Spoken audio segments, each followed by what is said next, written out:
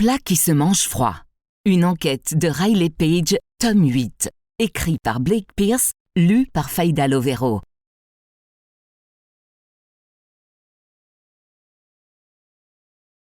Prologue. En entrant dans le Pathom Lounge, l'homme fut aussitôt englouti par un nuage épais de fumée de cigarettes. Le bar n'était pas très bien éclairé et du vieux heavy metal hurlait dans les haut-parleurs.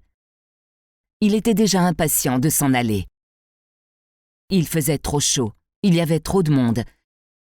Des acclamations le firent sursauter. En se retournant, il vit que la clameur venait d'un groupe de 5 poivreaux en train de jouer aux fléchettes. Un peu plus loin, un autre groupe jouait bruyamment au billard. Plus vite il partirait d'ici, mieux ce serait. Il balaya la pièce du regard. Ses yeux s'arrêtèrent sur une jeune femme assise au bar. Elle avait un joli visage et une coupe de cheveux à la garçonne. Elle était trop bien habillée pour un endroit pareil. Elle fera parfaitement l'affaire, pensa l'homme. Il marcha jusqu'au bar et s'assit sur un tabouret à côté d'elle. Elle sourit. « Comment vous vous appelez » demanda-t-il. Il n'entendait même pas sa propre voix dans ce vacarme. Elle se tourna vers lui, souriant à son tour, puis montra ses oreilles en secouant la tête. Il répéta sa question plus fort, en articulant de manière exagérée. Elle s'approcha. En hurlant presque, elle répondit « Tilda, et toi ?»« Michael » dit-il d'un ton plus bas. Ce n'était pas son vrai nom, évidemment, mais cela n'avait pas d'importance. Elle ne l'avait probablement pas entendu. Elle avait l'air de s'en ficher. Il baissa les yeux vers le verre de la fille. Il était presque vide. Ce devait être une margarita. Il le pointa du doigt et proposa d'une voix forte « Tu en veux un autre ?» Sans cesser de sourire, la femme nommée Tilda secoua la tête. Elle n'avait pas dit ça pour le repousser. Il en était certain. Peut-être pouvait-il tenter quelque chose de plus audacieux.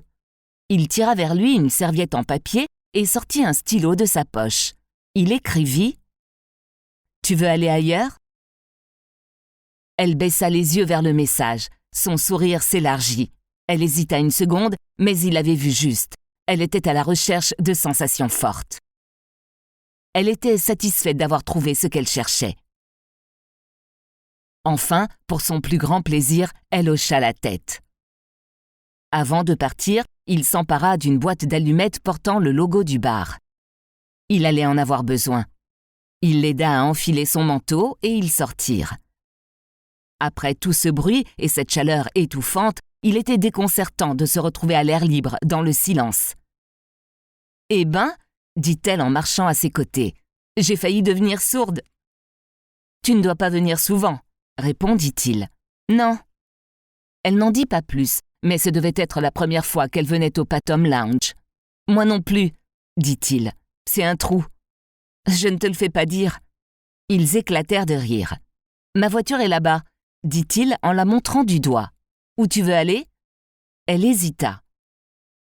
Puis, avec un regard pétillant de malice, elle dit « Surprends-moi » Il ne s'était pas trompé. Elle était à la recherche de sensations fortes. Lui aussi. Il ouvrit sa portière et elle s'assit côté passager.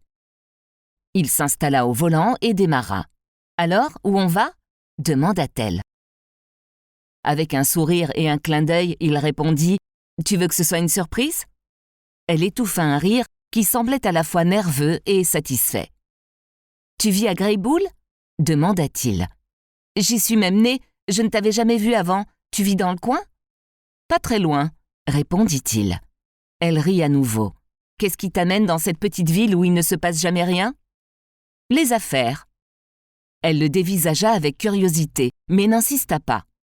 Visiblement, elle n'avait pas envie d'apprendre à le connaître. Ça lui convenait très bien. Il se gara sur le parking d'un petit motel défraîchi, le Maberly Inn, devant la chambre 34. « J'ai pris une chambre, » dit-il. Elle ne répondit pas. Puis, après un bref silence, il demanda « Ça te va ?» Elle hocha la tête d'un air un peu nerveux. Ils entrèrent ensemble dans la chambre. Elle balaya la pièce du regard. Il y avait une odeur désagréable et des tableaux très laids décoraient les murs. Elle marcha vers le lit et posa la main sur le matelas, comme pour tester sa fermeté. La chambre ne lui plaisait pas? Il n'en était pas certain. Nous espérons que vous avez apprécié cet aperçu.